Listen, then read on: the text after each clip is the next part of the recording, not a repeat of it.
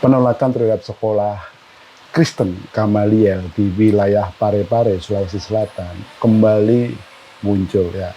Jadi sebenarnya kasus ini bermula pada tahun 2023 ketika Yayasan Sekolah Kristen Gamaliel ini sudah mengantongi izin dari pemerintah setempat. Bahkan sampai ke tingkat provinsi. Ya, artinya apa?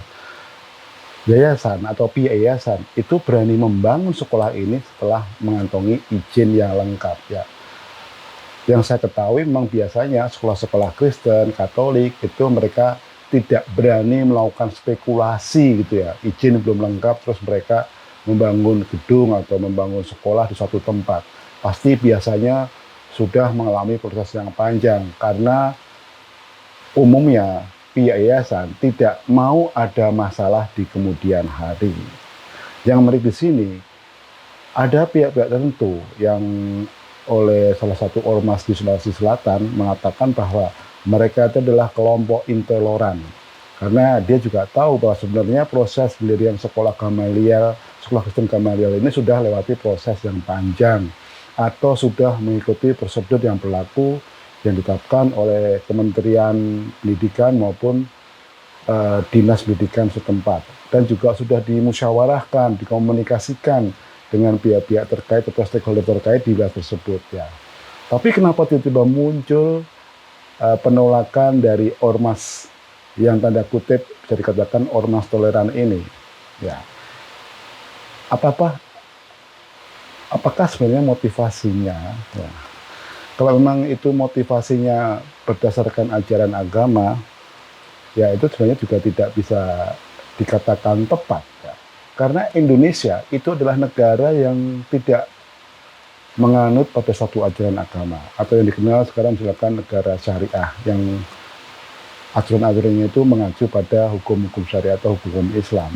Kita adalah negara yang berketuhanan, artinya mengakui semua agama yang hidup di wilayah negara Kesatuan Republik Indonesia.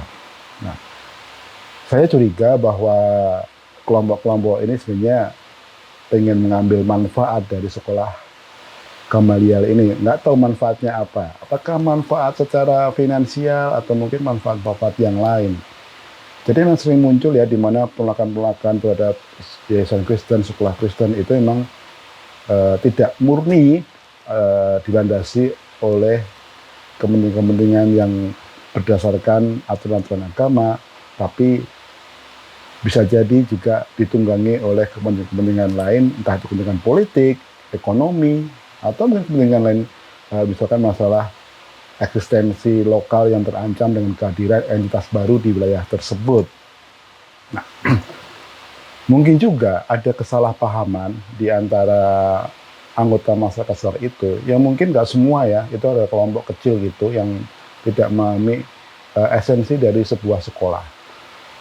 Sekolah Kristen itu dimanapun juga, itu tugas utamanya adalah menyelenggarakan pendidikan.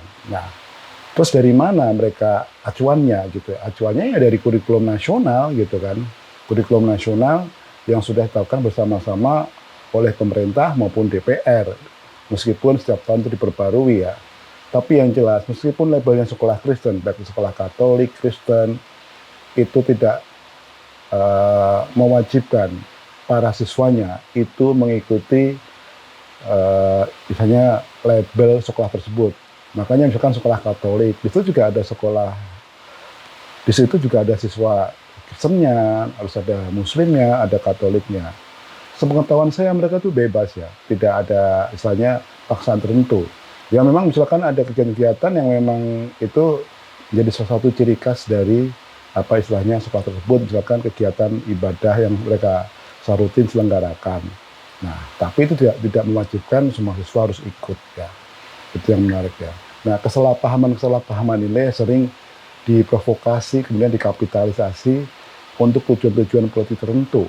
Nah, apalagi kalau kita mengingat dalam sejarah kita ya, banyak para pendiri bangsa kita itu yang pernah mengenyam pendidikan di sekolah-sekolah Kristen loh, jangan salah ya.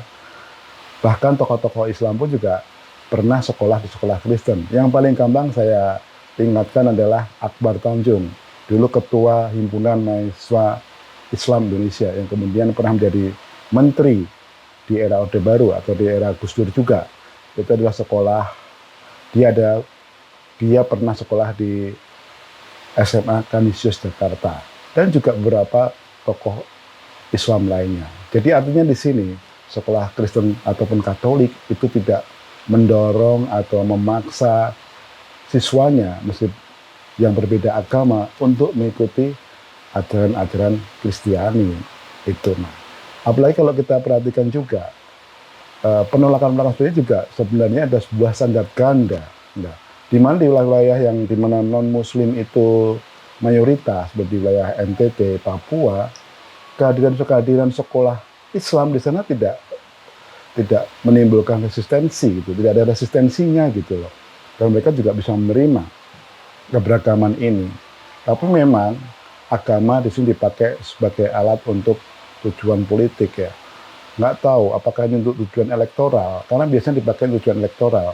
Apalagi kalau kita melihat video tadi ya, di mana ada rapat dengar pendapat dengan DPRD Parepare, oknum-oknum anggota itu mendukung kelompok ini untuk menolak kehadiran sekolah Kristen Gamaliel di wilayah Parepare. Nah, dari sini kita melihat bahwa sebenarnya penolakan ini mungkin bukan murni dari masyarakat setempat, tapi ada pihak-pihak yang menunggangi untuk tujuan-tujuan politik. Tentunya untuk tujuan kalau yang bicara tadi adalah anggota DPRD, ya tujuannya mereka tujuan elektoral, supaya mereka mendapatkan engagement atau keterikatan yang lebih lanjut kepada masa pemilihnya di wilayah tersebut, ya kan. Dengan menggunakan agama itu memang lebih mudah untuk mengikat mereka.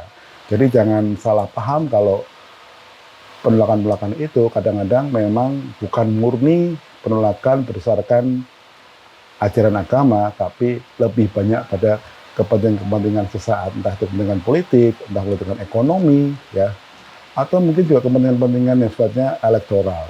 Nah, itu harus kita waspadai.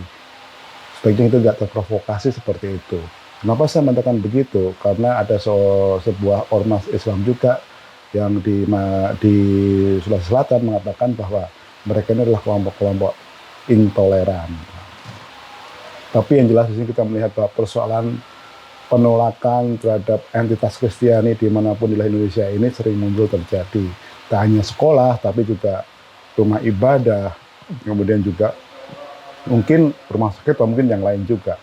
Yang jelas perlu kita perhatikan di sini, banyak sekali kepentingan ini ingin mengambil manfaat dari pendirian sekolah, rumah ibadah, atau hal yang lain. Karena juga kita ketahui bahwa di balik itu juga ada bisnis-bisnis yang terselubung gitu ya. Nah, terutama adalah bisnis perizinan. Ya, semoga ini bisa bermanfaat